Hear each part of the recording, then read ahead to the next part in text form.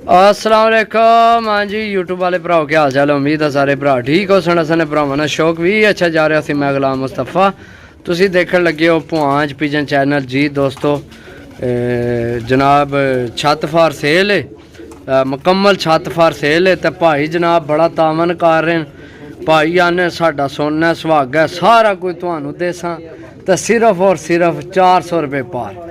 400 रुपये पार जनाब कबूतर जिस भरा लैने होवन तो जनाब रबता कर सकना। रबता नंबर सुनो 0325 52 40 630।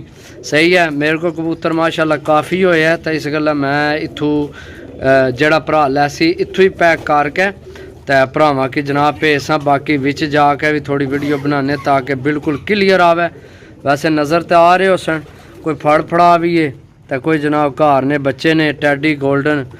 सही है, देसी कबूतर ने विच लाखे भी है ने, जौन सिरे भी है ने, हर किस्म ने नस्ल।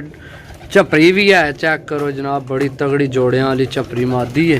सही है, बाकी जनाब जिस भरा लैने हो 400 रुपये पार ने तो भाई रबता टाइमो टाइम करना है, लेट नहीं होना बिल्कुल जनाब। तो पैसे जेब च पा के रखो। है दिहाड़े मैं तुहानू रोज़ आखना, ए दिहाड़े भरावां की यैशी करानी है, कबूतरबाजी करानी है। जिस भरा जनाब कबूतर लैने ने तो जनाब गल मैं कि अपने मोबाइल च ईजी पैसा कौन खिलाओ, पैसे मोबाइल विच रखो तो टी टी करने जनाब साढ़े कोल पैसे आने चाहिए तो कबूतर तुहाडे कोल आफसन।